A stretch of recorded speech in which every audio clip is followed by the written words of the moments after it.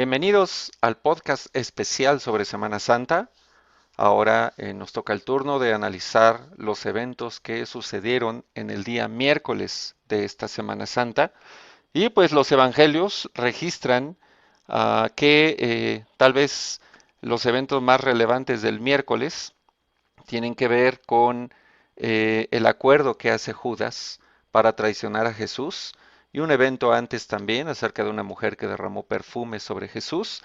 Y bueno, podemos encontrar la información sobre este día en Mateo 26 del 1 hasta el 16, en Marcos 14 del 1 al 11 y en Lucas 22 del 1 al 6. Parece que el Evangelio de Juan no tiene algún registro sobre este evento del miércoles, pero vamos a leer lo que la Biblia nos presenta. Pues iniciemos revisando lo que es el Evangelio de Marcos ahora, de los versículos 1 al 10. Dice, faltaban solo 2 días para la Pascua y para la fiesta de los panes sin levadura. Los jefes de los sacerdotes y los maestros de la ley buscaban con artimañas cómo arrestar a Jesús para matarlo. Por eso decían, no durante la fiesta, no sea que se amotine el pueblo. En Betania, mientras estaba él sentado a la mesa en casa de Simón, llamado el leproso, llegó una mujer con un frasco de alabastro, lleno de un perfume muy costoso, hecho de nardo puro. Rompió el frasco y derramó el perfume sobre la cabeza de Jesús.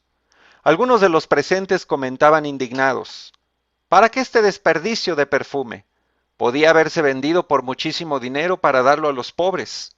Y la reprendían con severidad. Déjenla en paz, dijo Jesús. ¿Por qué la molestan? Ella ha hecho una obra hermosa conmigo. A los pobres siempre los tendrán con ustedes, y podrán ayudarlos cuando quieran, pero a mí no me van a tener siempre. Ella hizo lo que pudo. Ungió mi cuerpo de antemano, preparándolo para la sepultura. Les aseguro que en cualquier parte del mundo donde se predique el Evangelio, se contará también en memoria de esta mujer lo que ella hizo. Judas Iscariote, uno de los 12, fue a los jefes de los sacerdotes para entregarles a Jesús. Ellos se alegraron al oírlo y prometieron darle dinero, así que él buscaba la ocasión propicia para entregarlo. Esto que acabo de leer, pues es lo que los evangelios presentan como los eventos del día miércoles de la Semana Santa, la última semana de Jesús, antes de que fuera crucificado y de que resucitara. Que bueno, esos eventos se dan también en esta semana. Vemos cómo comienza estos eventos. Dice Marcos 1, faltaban solo 2 días para la Pascua.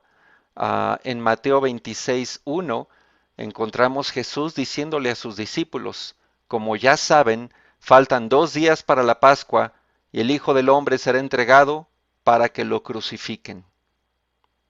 Recordemos un poquito que el día anterior, el martes, Jesús estuvo hablando de las profecías de la destrucción de Jerusalén, del templo y también de las profecías que tenían que ver con las señales de su regreso y del fin del mundo.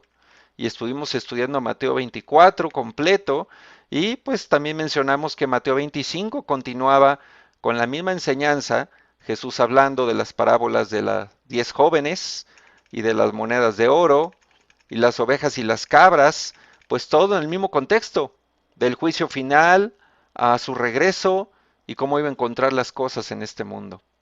Después de esa enseñanza, al siguiente día, él mismo le dice a sus discípulos, como ya saben, faltan 2 días para que me maten. Era básicamente el mensaje que les estaba dando. Jesús sabía exactamente que 2 días después él iba a ser crucificado, él iba a ser asesinado injustamente y a morir por la humanidad. ¿Cómo te sentirías tú si supieras que pasado mañana te van a matar? Y no va a ser algo rápido y que no te des cuenta. Va a ser algo doloroso. Va a ser de hecho todo ese día sufriendo y experimentando una muerte horrible. Bueno, Jesús sabía todo eso y estaba comunicándoselo a sus discípulos. También la Biblia nos dice en Mateo 26 y también en lo que leímos en Marcos, que paralelamente a esto, los jefes de los sacerdotes y los ancianos estaban buscando cómo arrestarlo. Estaban tratando de encontrar la forma y quebrándose la cabeza sobre qué podían hacer para arrestar a Jesús y para matarlo. Ellos ya habían decidido que lo iban a matar. No fue algo que surgió durante su juicio y como consecuencia del juicio decidieron aplicarle esa pena. Ellos ya lo habían decidido de antemano. Imagínate qué clase de juicio. Primero deciden matarlo y luego enjuiciarlo solo como una pantalla, pero realmente la intención malvada estaba desde el inicio. Ese día la Biblia describe una escena con la mujer que lo unge de perfume, y a pesar que los demás discípulos se indignaron, él afirma que donde quiera que se hablara del Evangelio, la historia de esa mujer se iba a contar, y hoy se está cumpliendo esa palabra porque volvemos a recordar la historia de la mujer y cómo derramó ese perfume sobre Jesús, preparando su cuerpo para su sepultura, sin que ella realmente lo supiera. Pero en lo que realmente nos vamos a enfocar hoy es en el último evento de ese día miércoles que los evangelios registran, que es básicamente cuando Judas acuerda traicionar a Jesús. Mateo 26:14 dice uno de los 12, el que se llamaba Judas Iscariote, fue a ver a los jefes de los sacerdotes. ¿Cuánto me dan y yo les entrego a Jesús?, les propuso. Decidieron pagarle 30 monedas de plata. En Mateo 26 vemos a Judas que de propia iniciativa va con los sacerdotes, con los jefes de los sacerdotes, y hace la pregunta, ¿cuánto me dan? Y yo les entrego a Jesús. Pero no resuelve esto por qué Judas hizo tal acción. Cuando vemos el Evangelio de Marcos, pues tampoco nos dice claramente por qué Judas se atrevió a hacer este acuerdo de traición. Sin embargo, el Evangelio de Lucas, capítulo 22, en el versículo 2 dice, los jefes de los sacerdotes y los maestros de la ley buscaban algún modo de acabar con Jesús, porque temían al pueblo. Entonces entró Satanás en Judas, uno de los 12, al que llamaban Iscariote. Lucas nos da otra perspectiva, una perspectiva espiritual. Dice la Biblia, entró Satanás en Judas. Y no sé si alguna vez te lo has preguntado, si tú eres un creyente, estás familiarizado con los evangelios, con la historia de Judas, o igual si no has escuchado mucho de la Biblia, pero me imagino que tienes idea de quién fue Judas. Es mundialmente conocido por ser el traidor a Jesús. Pero ¿cómo es que llegó a ese punto? Si él era uno de los 12, ¿cómo Judas se convirtió en un traidor? Lucas nos da una idea. Dice que entró Satanás en Judas. Vamos a hacer un pequeño estudio sobre lo que le pasó a Judas. Hace algunos años, la sociedad llamada National Geographic, que tal vez hemos escuchado de ellos, sacó un documental sobre el Evangelio prohibido de Judas. Esto fue en el año 2006, cuando se hizo público este documental y habla acerca de el famoso evangelio prohibido o evangelio gnóstico de Judas, que fue un evangelio o un supuesto evangelio creado por el movimiento gnóstico, más o menos fechado en el siglo II después de Cristo, donde se presenta una imagen muy diferente del Judas tradicional que hemos conocido. Y básicamente en ese evangelio o en ese documento gnóstico se presenta a un Judas que no fue el traidor, sino que más bien se entregó a sí mismo como si fuera el traidor por recomendación y consejo directo de Jesús, y que el traidor fue otro apóstol. Entonces Judas más bien se plantea como un casi héroe en este evangelio prohibido, en este documento gnóstico, y no el hombre que los evangelios sinópticos y el evangelio de Juan presentan, ¿ok? Es decir, los evangelios canónicos. Pero realmente, si hacemos un estudio más completo de quién fue Judas, vamos a encontrar algunas cosas interesantes. En Lucas 6, versículo 16, dice que Judas estaba ahí dentro de los 12 que fueron seleccionados por Jesús después de que pasó una noche orando en un cerro y escogió a los que llamó apóstoles. Desde el inicio, Judas fue seleccionado como uno de los apóstoles de Jesús, uno de los 12 de los originales. Ah, para Juan 6 encontramos que dentro de uno de los discursos que estaba dando Jesús a los apóstoles, menciona en el versículo 70, Jesús les contestó, ¿no les he escogido yo a ustedes 12? Sin embargo, uno de ustedes es un diablo. Al decir esto, Jesús hablaba de Judas, hijo de Simón Iscariote, porque Judas iba a traicionarlo, aunque era uno de los 12 discípulos. Estamos en Juan 6:70. Y la pregunta es, ¿por qué Jesús dijo esto? Todavía faltaba bastante para el momento de la traición, del arresto, de la crucifixión, pero Jesús ya estaba hablando de Judas y lo estaba presentando como un diablo. Si regresamos un poquito antes, unos cuantos versículos antes, en el mismo capítulo 6 del Evangelio de Juan, encontramos lo siguiente en el versículo 14. La gente, al ver esta señal milagrosa hecha por Jesús, decía, de veras este es el profeta que había de venir al mundo. Pero como Jesús se dio cuenta de que querían llevárselo a la fuerza para hacerlo rey, se retiró otra vez a lo alto del cerro para estar solo. Juan 6, 14 al 15 presenta a Jesús en una situación muy extraña.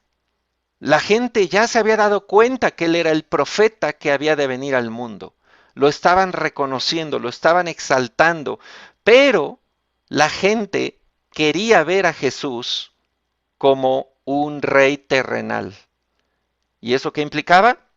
Querían ver a Jesús como una especie de líder guerrillero, de una figura política que iba a salvarlos, no en el sentido espiritual, pero en el sentido físico, de la dominación romana, como un Mesías libertador en el sentido terrenal completamente, libertador de la opresión del imperio romano. Y entonces Jesús se dio cuenta de esto y se retiró. En este momento, muchas personas que vieron cómo Jesús se resistió a que lo nombraran rey y se resistió a recibir ese apoyo de todas las multitudes, con a lo mejor pudo haber regresado a Jerusalén y atacar la ciudad y retomarla para los judíos, sacar a los romanos. Cuando vieron esto, que él no iba a ser ese rey libertador humano, líder guerrillero, muy probablemente, de acuerdo a varios estudiosos, muy probablemente se decepcionaron. Y puede ser que Judas fue uno de ellos.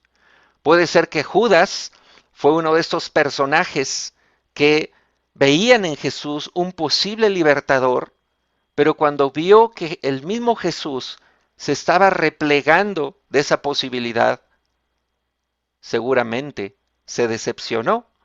Y si sabes pues, cómo funcionan las emociones humanas, muchas veces después de las decepciones de una persona que uno apreciaba mucho, admiraba mucho, puede venir la amargura. Curiosamente, es en ese mismo capítulo, unos cuantos versículos después, cuando Jesús habla de Judas y dice que es un diablo. Es decir, algo pasó en Juan 6. En ese momento, cuando Jesús se resiste a ser el rey, algo le pasó a Judas en su corazón. Y esto, pues, muy probablemente lo influyó en el resto de la historia. Más adelante, en Juan 12, de hecho dice aquí, versículo 1, 6 días antes de la Pascua, cuando Jesús fue a Betania, hay otro pasaje aquí interesante. Juan 12, versículo 4 dice, entonces Judas Iscariote, que era aquel de los discípulos que iba a traicionar a Jesús, dijo, ¿por qué no se ha vendido este perfume por el equivalente del salario de 300 días para ayudar a los pobres? Pero Judas no dijo esto porque le importaran los pobres, sino porque era ladrón y como tenía a su cargo la bolsa del dinero, robaba de lo que echaban en ella.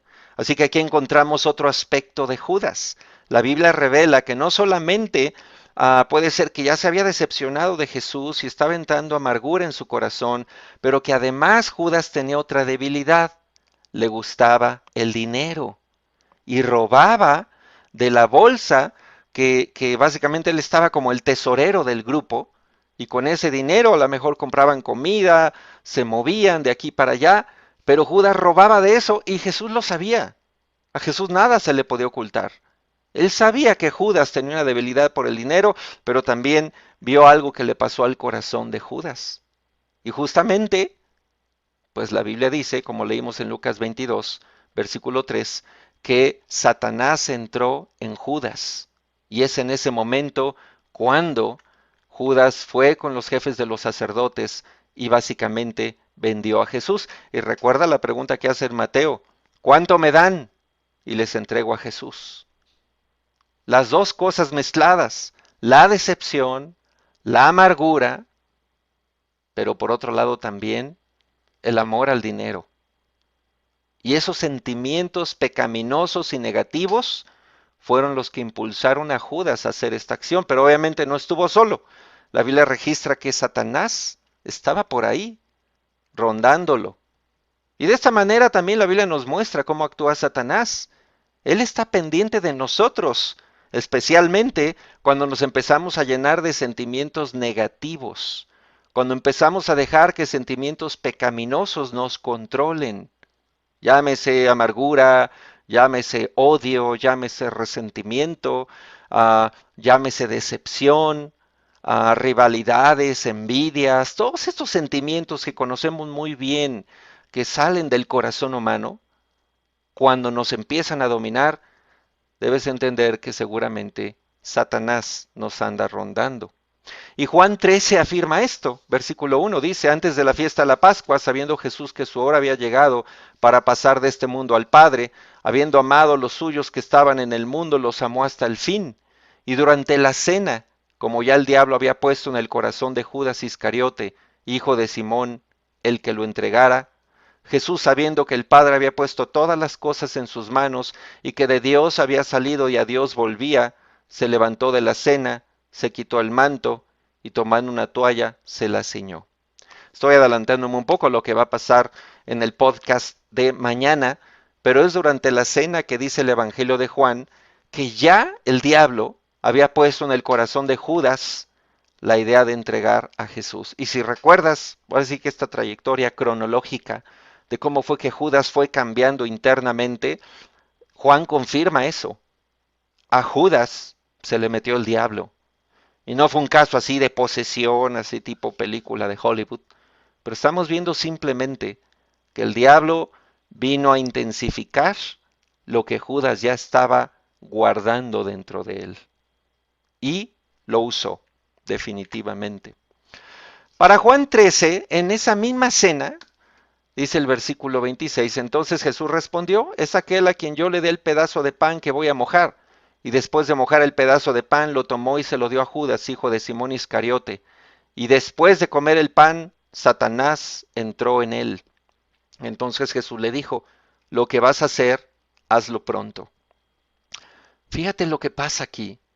Estamos hablando un poco igual de lo que va a pasar mañana en la cena, el jueves santo. Pero en ese momento, justo en el momento que Jesús expone a Judas delante de todos y que está revelando quién va a ser el traidor, aunque los demás no lo entendieron, Judas sí lo entendió. Esa fue su última oportunidad, cuando fue expuesto, cuando fue confrontado con la verdad, cuando ya no tuvo dónde esconderse ni nada que aparentar. Jesús lo estaba exponiendo. Y esa fue su última oportunidad de haberse arrepentido, de haber echado pasos para atrás y haber reconocido su error, su pecado. Pero no, Judas prefirió salirse de ahí y fue a hacer justo lo que tenía que hacer, a ver la manera de cómo iba a entregar a Jesús. Esto también nos deja una lección. Cuando dejamos que Satanás esté trabajando en nuestro corazón a través de diferentes situaciones pecaminosas o sentimientos pecaminosos, Dios en su gracia nos da oportunidades de arrepentirnos. A través de personas, a través de circunstancias, incluso a veces nos confrontan directamente, a ver, dime, hiciste esto, hiciste aquello, habla, este es el momento. Pero si aún nos resistimos y seguimos en nuestro orgullo y no queremos reconocer, es posible que estemos perdiendo la última oportunidad de arrepentirnos. Eso fue lo que le pasó a Judas. ¿Cuál fue el fin trágico de Judas? Pues igual me adelanto un poquito, pero solamente porque estamos estudiando el personaje. Mateo 27:3 dice: Judas, el que lo había entregado, viendo que Jesús había sido condenado, sintió remordimiento y devolvió las 30 monedas de plata a los principales sacerdotes y a los ancianos. He pecado entregando sangre inocente, dijo Judas. ¿A nosotros qué? Allá tú, dijeron ellos. Como sabemos, Judas terminó suicidándose. Se colgó. Se llenó de remordimiento, no de arrepentimiento. Es muy diferente. Remordimiento y arrepentimiento son cosas distintas. Judas se llenó de remordimiento, regresó el dinero y luego fue y se suicidó. Hundido en su amargura, con mucha culpabilidad, pero no con un corazón arrepentido. De esta manera, amigo, hermano, tenemos que comprender que la realidad es que Satanás siempre está trabajando también y se aprovecha de los sentimientos negativos y pecaminosos que las personas guardamos dentro de nosotros. Y va a llegar tarde o temprano el día que va a querer usarnos, así como usó a Judas, porque estamos llenos de esos sentimientos y no les hemos puesto freno. El día miércoles de la Semana Santa ocurrieron estos eventos. Judas fue y armó el complot para entregar a Jesús, pero no fue algo que se le ocurrió en el momento como estudiamos hoy. Fue algo que simplemente vino gestándose en su corazón con tiempo. No lo trató de forma espiritual, no pidió ayuda, no habló con Jesús sobre lo que estaba sintiendo acerca de él, y aun cuando se le dio la oportunidad delante de los demás apóstoles de reconocer su pecado y arrepentirse, no lo quiso hacer y siguió con su plan. Qué gran lección nos deja esto acerca de cómo es el corazón humano y las cosas que debemos cuidar. Pero también pongámonos en los zapatos de Jesús. A veces las personas cuando hablan de Judas y de Jesús, he oído comentarios de gente que dice: qué injusto. Jesús ya había decidido que él iba a ser el traidor y casi nació para traicionar a Jesús y él no tuvo oportunidad de cambiar. Ya era un hecho que iba a pasar así. Pues como vimos hoy, no es cierto. Todavía Jesús le dio esa oportunidad ahí mismo en la cena, pero Judas prefirió no arrepentirse. Hermano y amigo, aprovechemos las oportunidades que Dios nos da de cambiar nuestra vida y de arrepentirnos. Y también pongámonos en los zapatos de Jesús. Hasta el final, Él amó a sus discípulos, incluso a Judas, dándole una oportunidad para que cambiara y dejara de ser para toda la historia ese traidor y dejara de ser ese referente a un traidor, como decimos popularmente un Judas. Bueno, pero él no quiso. Así que Jesús sí le dio la oportunidad. Esa es la reflexión de este día. Meditemos en esto y preparémonos para los últimos días en la vida de Jesús,